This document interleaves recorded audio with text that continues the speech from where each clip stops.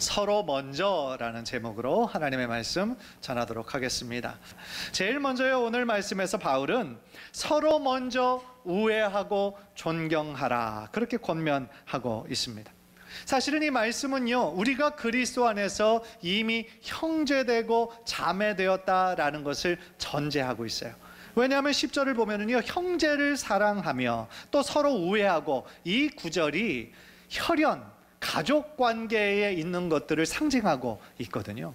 그 얘기는 뭐냐면, 우리가 사실은 피를 나누지는 않았지만 예수의 그 우리를 향해 흘려주신 피로 말미암아 하나가 되었다. 주님 안에서 한 가족, God's family, 하나님의 한 가족이 되었다라는 것을 말씀하고 있다라는 거예요. 여러분, 가족의 특징은 뭡니까? 가족의 특징, 서로 사랑하는 거예요. 물론 사랑하다 보니까 상대방이, 자녀들이 또 말 안 듣고 그러면서 티격태격하고 또 갈등이 생길 수도 있겠죠. 그러나 그럼에도 불구하고 끝까지 남는 거는 가족이에요. 끝까지 남는 건 가족입니다. 그래서 기쁜 일이 있을 때 가장 먼저 기쁜 소식 알려주고 싶은 것도 가족이고요, 슬픈 일이 생겼을 때 가장 먼저 나누고 그 슬픔을 함께 나누고 싶은 것도 가족이다라는 것이죠. 그런 면에서요, 저는 때때로 우리 성도님들이 정말 기쁜 일이 생겼을 때, 또 정말 슬프고 안타까운 일이 생겼을 때 저에게 먼저 전화해 주셔서 이렇게 알려주실 때 참 마음이 좋아요. 그리고 감사해요. 왜냐하면 이분이 나를 신뢰하고 있구나, 이분이 나를 가족처럼 생각하고 있구나. 그러니까 그분이 뭐 권사님이든 장로님이든 집사님이든 내가 이 일이 있어서 목사님께 알려드리고 싶었어요 라고 말씀하시는 것을 통하여서 그 말씀을 들으면 내가 더욱더 기도해 드려야 되겠구나, 더욱더 기도에 힘써야 되겠구나, 그런 생각을 하게 되는 거죠. 왜냐하면 가족이잖아요. 그렇습니다. 우리 모두는 주님 안에서 한 가족이에요. 한 몸을 이루고 있습니다. 우리 교회의 머리는 예수 그리스도시고요, 예수 그리스도를 우리가 믿는 우리들 모두가 주님의 몸을 이루고 있는 각 지체요, 각 기능과 역할을 감당하고 있다는 거예요. 그래서 로마서 12장 4절 5절을 보면요, 이런 말씀이 있습니다. 우리가 한 몸에 많은 지체를 가졌으나 모든 지체가 같은 기능을 가진 것이 아니니 이와 같이 우리 많은 사람이 그리스도 안에서 한 몸이 되어 서로 지체가 되었느니라. 교회를 이루고 있는 성도들이 뭐 몇백 명이든 몇천 명이든 몇만 명이든 상관없이 우리 많은 사람이 예수 그리스도 안에서 한 몸이 되어 서로 지체가 되었다라는 거예요. 서로 지체가 되었다라는 것은 뭐예요? 서로 다 연결되어 있다라는 거예요. 그 지체 한 가지를만을 위해서 존재하는 것이 아니다라는 거예요. 우리들 몸만 생각해도 그렇잖아요. 밖에 보이는 뭐 눈, 코, 귀, 손, 발과 같은 기관도 있지만 눈에 보이진 않지만 우리들 안에서 가장 중요하게 역할과 기능을 해주는 기관들이 얼마나 많이 있습니까? 다 연결되어 있어요. 심지어 새끼손가락 하나만 우리가 다쳐도 얼마나 온몸의 신경이 그곳으로 향합니까? 얼마나 아픕니까? 그 얘기는 뭐예요? 서로 연결되어 있는 거예요. 각 기관은 자기 그 기관만을 위해 존재하지 않는다라는 거예요. 그래서 바울은요, 이런 면에서 먼저 사랑해라, 먼저 존경해라, 그런 이야기를 하는 거예요. 사실은요, 우리 모든 인간관계에서 힘들어하고 갈등이 생기는 이유가 어찌 보면 다 자기 중심에서 생각하기 때문이 아닐까라는 생각이 들어요. 그러니까 좀 어렵고 힘들고 더럽고 이런 일들은 좀 다른 사람들이 좀 나를 위해 해줬으면 좋겠고, 나는 조금 대접받고 싶고 그냥 우아하고 싶고 좀 겉에 드러나는 어떤 고상한 일 하고 싶고, 그런 마음이 우리들에게는 있거든요. 대접받고 싶고 인정받고 싶은 마음이 우리들에게 있어요. 또 모든 인간관계에 있어서 우리가 순수하게 관계를 맺기보다는 어느 순간부터는 자꾸 계산적으로 관계를 맺어요. 저 사람을 내가 좀 친하게 지내면 뭔가 좀 도움이 되겠구나. 그리고 도움이 안 될 것 같으면 또 관계를 맺지 않아요. 하대해요. 그런 경우가 얼마나 많이 있습니까? 사실 그것이 우리들 인간의 본성이라는 거예요. 그래서 예수님께서는 우리들의 본성, 우리들의 마음의 중심을 그 누구보다도 잘 아시는 분이시잖아요. 우리를 창조하신 분이시고, 또 예수님 본인도 완전한 인간으로 오셨기 때문에 우리 인간의 연약함과 본성을 너무너무 잘 아시죠. 그래서 황금률이라고 불리는 마태복음 7장 12절에서 이런 말씀을 하셨어요. 무엇이든지 남에게 대접을 받고자 하는 대로 너희도 남을 대접하라. 이것이 율법이요 선지자니라. 성경에요, 신약에 나오는 율법, 선지자 나오는 거는 구약 성경을 얘기하는 거예요. 이것이 율법이요 선지자니라 하는 거는 성경을 향한 하나님의 뜻이다라는 거예요. 우리가 남에게 대접받고자 하는 마음이 우리들 모두에게 있는데, 그런 마음이 있으면 먼저 남을 대접하라는 거예요. 오늘 설교 제목처럼 먼저 행하라는 거예요. 오늘 말씀도, 이 바울의 말씀도 일맥상통해요. 먼저 사랑하고 먼저 존경하라는 거예요. 우리들 모두가 사랑받기 원하고요, 우리들 모두가 존중받기 원하는 마음이 있잖아요. 따라서 그런 마음이 있는 것처럼 상대방을 먼저 사랑하고 먼저 존경하기에 힘쓸 때에 그 교회가 정말 주님 안에서 사랑이 넘치는 축복의 공동체가 될 수 있다라는 것이죠. 여러분, 교회 안에서는요, 모든 한 분 한 분이 다 존중받아야 된다라고 생각을 해요. 사실은 어떤 분들은 그렇게 오해하시는 분들도 있어요. 세상에서 조금 이름 있고 좀 성공하고 어떤 조금 드러날 것이 많은 분들이 또 교회에 오면 또 그만큼 인정받는다라고 생각하는 분들이 있는데, 사실은 그렇지 않아요. 교회 안에서는 누구나 한 분 한 분 다 존귀하신 거예요. 왜 그런 줄 아십니까? 바로 우리 한 사람 한 사람을 위해서 예수님께서 자신의 생명을 흘려주셨잖아요. 십자가가 바로 우리 한 사람을 위한 것이잖아요. 따라서 우리들 모두가 주님 안에서 다 평등하고요, 주님 안에서 다 하나님의 거룩한 형상이 담겨져 있는 분들이라는 것이죠. 그런 면에서요, 저는 우리 성도님들 한 분 한 분을 다 사랑하고 다 존경하는 마음이 있어요.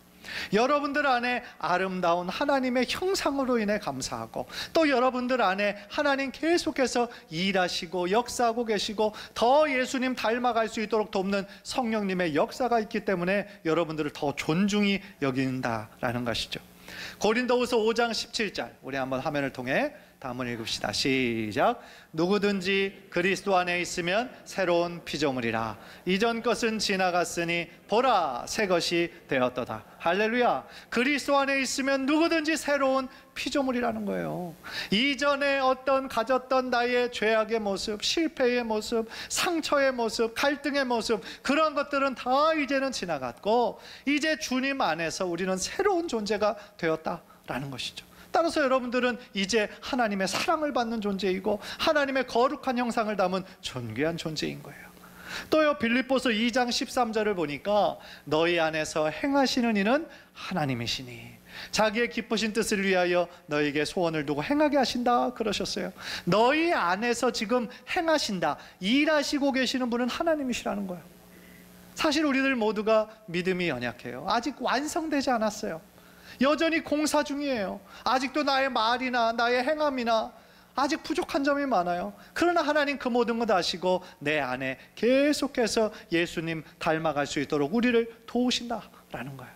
따라서 그런 면에서 우리들 모두가 서로 먼저 사랑하고 존경하는 그런 모습을 가질 때에 결국 그 진심이 서로 통해서 정말 우리 교회 안에, 또한 여러분들의 가정 안에 천국과 같은 기쁨과 축복이 흘러넘치게 될 줄 믿습니다. 그런데 문제는 뭐냐면요, 우리가 겉으로는 사랑합니다, 축복합니다 라고 얘기하지만 속마음으로는 그러지 못할 때가 있다는 거예요. 겉과 속이 다를 때가 너무나 많이 있다라는 거예요. 혹시 여러분들의 마음속에 내가 도저히 사랑하지 못하겠다, 용서하지 못하겠다, 내가 도저히 존경하지 못하겠다, 그런 사람들 혹시 있을지도 모르겠어요. 그런데 여러분, 여러분을 구원해 주신 십자가의 은혜를 생각해 보세요. 우리들이 누가 자격이 있어서 하나님의 자녀가 될 수 있었겠어요? 저 자신도 마찬가지고 여러분들도 다 마찬가지인 거죠. 우리들 모두 죄와 허물로 죽을 수밖에 없었던 존재였어요. 따라서 인간적인 관점에서 볼 때는 더 나쁘고 조금 더 선한 차이가 있을지 모르겠지만, 하나님께서 보시기엔 모든 사람이 다 죄인인 거고요, 모든 사람이 다 하나님의 은혜가 필요한 존재들이라는 거예요. 따라서요, 우리들 모두가 나를 구원해 주신 하나님의 은혜를 감사하면서 나를 정말 나 같은 죄인을 살려주시고 구원해 주신 그 하나님의 사랑이 또 동일한 그 형제, 그 자매에게도 있다는 것을 깨닫고 내 힘으로는 사랑할 수 없다라고 한다면 여러분들 성령님을 의지하며 기도하셨으면 좋겠어요. 내 힘으로는 사랑할 수 없습니다. 성령님께서 도와주셔서 사랑할 수 있는 힘을 주세요. 사랑할 수 있는 능력을 주세요. 라고 하나님 앞에 기도할 때 어느 순간 여러분의 마음에 그분을 바라볼 때 긍휼히 여기는 마음이 생길 거예요. 긍휼히 여기는 마음, 하나님이 주시는 마음이거든요. 그러면 하나님의 눈으로 그분을 바라보게 되면 역시 저 사람도 연약한 존재이고 하나님의 은혜가 필요한 존재구나 라는 생각이 들게 되면 여러분의 심령 가운데 작은 변화들이 생기게 될 줄 믿습니다. 사랑하는 성도님들, 저는 정말로요, 우리 교회가 주님 안에서 아름다운 한 가족이 되었으면 좋겠어요. 서로 지체의식을 가지고 주님 안에서 한 마음을 품어 한 방향으로 나아갈 수 있다라고 한다면 얼마나 좋겠어요. 두 번째로요, 바울은 우리들에게 무엇을 말씀하고 있습니까? 열심을 품고 주를 섬기라 말씀하고 있어요. 한번 따라해 봅시다. 열심을 품고 주를 섬기라. 열심을 품고 주를 섬기라는 거예요. 오늘 11절을 보니까 부지런하여 게으르지 말고 열심을 품고 주를 섬기라, 그렇게 얘기하고 있어요. 사실 이 하나님과의 관계도요, 우리 인간의 그 사랑의 관계하고 좀 비슷한 면이 있어요. 우리 사랑의 관계에서도 첫사랑의 관계, 그 때가 있잖아요. 뜨거울 때가 있잖아요. 우리가 예수님 제일 처음 만났을 때, 그때 얼마나 우리들이 하나님을 향한 사랑이 뜨거웠습니까? 얼마나 예수님의 십자가만 생각해도 감동이 나고 눈물이 흘렀습니까? 얼마나 하나님 찬양하는 것이 즐거웠습니까? 그런데 어느 순간 이것이 익숙해지게 되면 우리들의 신앙생활이 조금 감동이 좀 적어지고 모든 것을 당연히 여기는 그때가 있는 것 같아요. 사실은 그때가 언제냐면 타성해졌기 시작하는 거예요. 모든 것들이 익숙해요. 신앙생활 20년, 30년, 40년 모든 것이 익숙합니다. 새로운 것이 없어요. 그런데 그러면서 어떤 현상이 일어납니까? 신앙이요, 형식적이 되는 거예요. 습관적이 되는 거예요. 그러다 보니까 신앙생활이 게을러지는 거예요. 그럴 때 보면 우리가 하나님을 향한 우리들의 마음의 온도는 뜨겁지도 않고 차갑지도 않은 거예요. 미지근한 상태에 머물러 있는 거예요. 여러분들 계시록 3장에 7교회 이야기가 나오잖아요. 그 교회에 라오디게아 교회를 향한 하나님의 책망이 있었어요. 계시록 3장 16절 보니까 네가 이같이 미지근하여 뜨겁지도 아니하고 차지도 아니하니 내 입에서 너를 토하여 버리리라 말씀하셨어요. 라오디게아 교회의 성도들이 뜨겁지도 아니하고 차갑지도 않았다는 거예요. 미지근했다는 거예요. 그랬더니 하나님께서 내 입에서 너를 토하여 버리리라 라고 책망하시는 거죠. 즉 이 미지근하다라는 뜻은 뭘까요? 하나님을 향한 열심이 사라져버렸다는 거예요. 믿음에 대해서도 더 나의 믿음이 성장해야 되겠다라는 그러한 마음의 열정을 잃어버렸다라는 거예요. 이 세상에서 예수님의 제자로 살아가기에 더욱더 힘을 내기보다는 그냥 세상에 속한 한 사람으로서 그냥 무기력하게 살아갈 때가 얼마나 많이 있냐는 거예요. 따라서 우리는요, 이 말씀을 통하여 아주 중요한 교훈을 얻게 되는 거예요. 그게 뭐냐면 신앙생활에 우리가 게으르면 안 되겠구나, 신앙생활에 부지런해야 되겠구나 라는 거예요. 즉 신앙생활에 있어서요, 어떤 영적인 공백기가 생기면은요, 당연히 하나님으로부터 점점 더 멀어질 수밖에 없다라는 거예요. 여러분들 영적으로 게을러지면 어떤 현상이 일어날까요? 우리들의 신앙과 믿음도 약해질 수밖에 없어요. 제가 몇 주 전에도 말씀드렸잖아요. 코로나19로 인해 가장 안타까운 것 중에 하나가 우리들의 신앙이 전체적으로 약화됐다라는 거예요. 신앙이 약해지면 어떤 일이 일어날까요? 자꾸 우리들의 삶에 시험과 유혹이 많아져요. 마음의 상처도 쉽게 받고요, 쉽게 오해하고요, 괜히 하나님께 원망이 들고요, 내 입술에서 감사가 사라지고요. 그런 일들이 우리들의 삶 가운데 자꾸 찾아오게 된다는 거예요. 마치 우리들의 몸이요, 우리들의 육체가 면역력이 있을 때는 사실은 감기 잘 걸리지 않아요. 그런데 어떤 때 가장 힘드냐면 면역력이 뚝 떨어졌을 때. 그러면 지금 이 공간에도 마찬가지고 사실 밖에 나가도 공기 중에 이 바이러스들이 많이 떠다니잖아요. 지금도 사실 마찬가지거든요. 그런데 우리가 건강할 때는 아무런 문제가 없어요. 우리들의 몸에 아무런 영향을 미치지 못하는데 우리들이 면역력이 떨어져서 약해지면 어떻게 돼요? 다른 사람들은 걸리지 않는 감기에 너무 쉽게 걸리는 거예요. 점점 더 약해지는 거예요. 그럴 때는 어떻게 돼요? 약을 잘 먹는다고 되는 게 아니라 면역력을 높여야 되는 거예요. 그죠? 몸의 면역력을 높이기 위해서 그래서 우리가 뭐 홍삼도 먹고 뭐 흑마늘도 먹고 신경 쓰는 이유가 바로 그거지 않습니까? 영적인 생활도 똑같다라는 거예요. 우리가 신앙이 악화됐을 때 정말 중요한 건 뭐냐면, 우리가 어떤 유명한 목사님 찾아가서 안수기도를 받는다고 한두 번 그런 걸로 해결될 것이 아니라, 나의 기본적인 영적인 그 면역 능력이 더욱더 세워져야 된다라는 것이죠. 따라서 영적인 면역이 건강해지기 위해서는 어떻게 될까요? 주를 찾는 데 있어서, 하나님의 은혜를 사모하는 데 있어서 더욱더 열심을 품어야 된다라는 거예요. 이 열심을 품는다라는 단어가 세번역 성경으로 보니까 이렇게 번역을 했어요. 성령으로 뜨거워진 마음을 가지고. 열심을 품고 주를 섬겨라. 성령으로 뜨거워진 마음을 가지고 하나님을 섬겨라. 정말 좋은 번역이죠. 늘 성령 충만하기를 힘써야 된다는 거예요. 어떤 문제가 생길 때마다 그냥 땜빵식으로 그것을 고치고 그 다음에 문제 생기면 또 땜빵 때우고 이런 것이 아니라, 평상시에 늘 성령 충만한 삶을 살도록, 내가 영적으로 건강할 수 있도록, 성령 충만할 수 있도록 우리가 힘쓸 때에, 그것이 우리를 세상의 어떤 공격과 유혹에서도 우리를 지켜준다라는 거예요. 따라서 늘 성령 충만하기 위해서는 어떻게 될까요? 기도해야죠.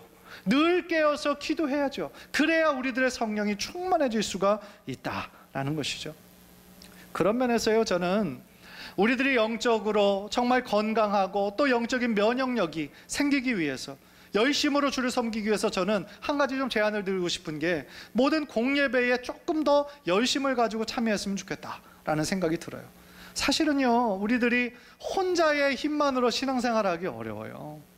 물론 정말 몇몇 분들은 스스로 하나님의 말씀도 묵상하고요, 또 스스로 정한 시간에 따라 기도하시는 분들이 계세요. 정말 그런 분들은 존경스러워요. 그런데 대부분의 분들은 옆에서 함께 이렇게 지탱해주고 격려해주지 않으면 잘 못하시는 분들이 대부분이시거든요. 여러분들, 수요 예배가 왜 생겼는지 여러분들 아세요? 이 수요 예배가 미국이나 그런 그 유럽에는 없는 전통이에요. 한국 교회에만 있는 참 좋은 전통이 수요 예배거든요. 물론 그렇다고 해서 미국이나 유럽의 교회가 주중에 전혀 모이지 않는다는 건 아니고, 성경 공부나 여러 교제나 전도 모임에 모이죠. 그런데 수요일 저녁 이 예배하는 전통은 한국에만 있는 거예요. 그런데 이 전통이 언제 생겼을까? 한번 따져보니까 여러 가지 설이 있지만 1907년 평양 대부흥운동 때 이것이 생겼다라는 거예요. 그것이 생긴 동기가 있어요. 주일날 하나님의 말씀을 듣고 은혜를 받았어요. 성령을 체험했어요. 마음이 뜨거워요. 그런데 그 다음 주일까지 기다리기가 너무 힘든 거예요. 그래서 그 다음 주일까지 이거 어떻게 하나? 그러다가 주중 이 수요일날 모여서 또 하나님 예배하고 말씀 들으면 좋겠다라고 생각해서 생긴 전통이 수요 예배라는 거예요. 그러니까 하나님을 향한 그 사랑의 마음으로 자발적으로 생긴 것이 이 수요 예배였다라는 것이죠. 또요, 사실은 이 수요 예배 주중에 있고 또 집도 멀고 그리고 좀 힘드신 분들도 여러 계시잖아요. 사실 그런 분들은 또 금요일 저녁 8시에 또 오셔서 기도로 집중하고 하나님 더 뜨겁게 찬양할 수 있는 또 시간들이 있어요.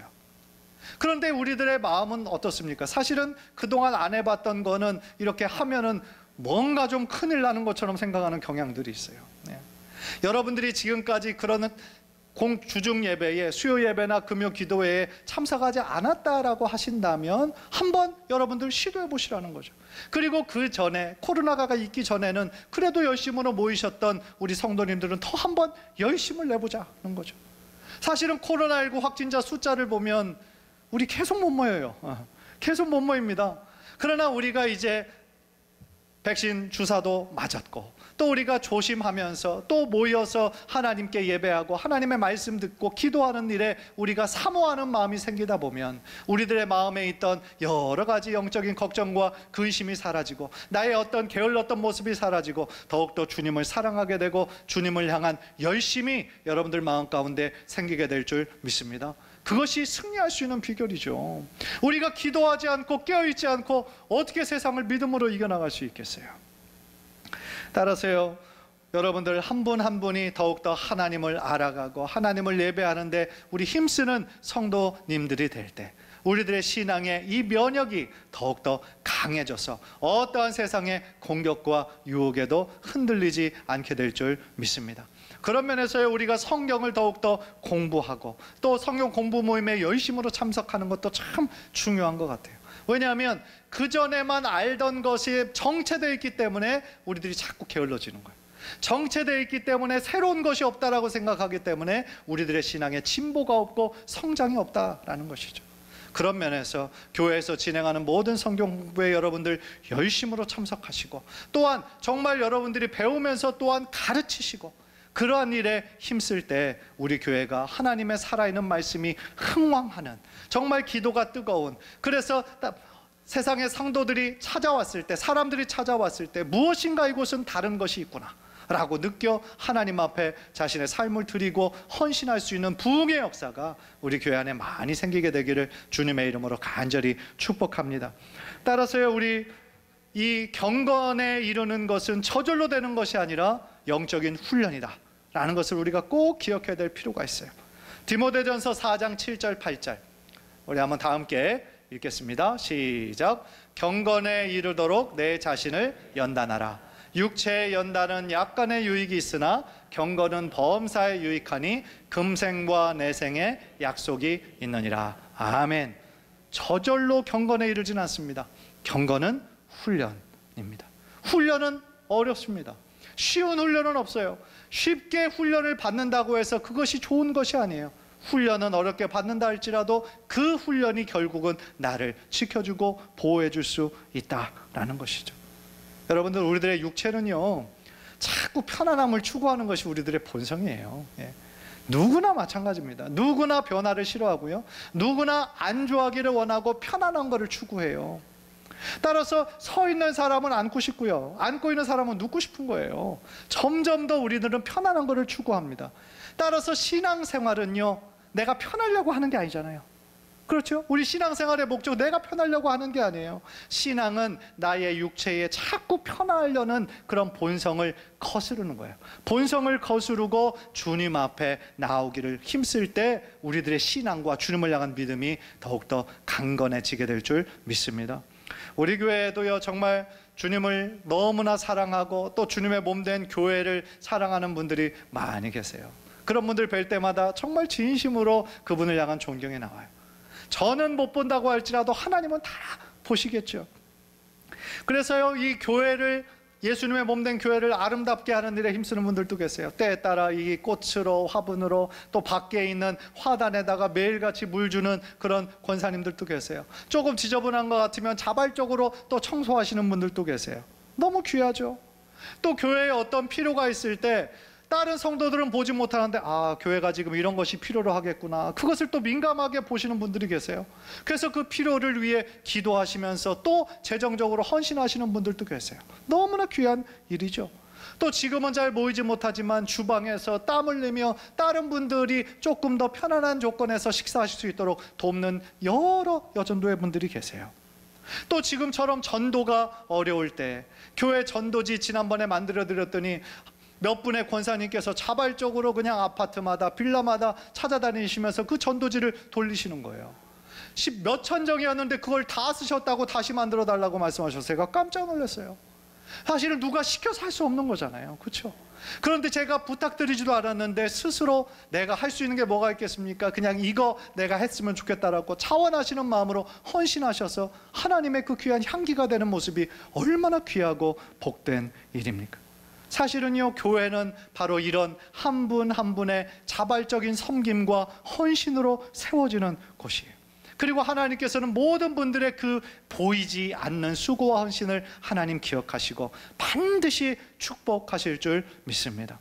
간절히 바라기는요 오늘 말씀 꼭 기억하셔서 우리가 주님을 찾는 데 있어서 더욱더 열심을 기울일 뿐만 아니라 주님의 몸된 공동체를 이루는 데 있어서 서로 먼저 사랑하고 서로 먼저 존경하는 데 힘써서 우리 교회가, 그리고 이 한국의 모든 교회가 다시 한번 예수 그리스도 중심으로 다시 한번 힘있게 일어나는 귀한 교회들 되기를 주님의 이름으로 간절히 축원합니다.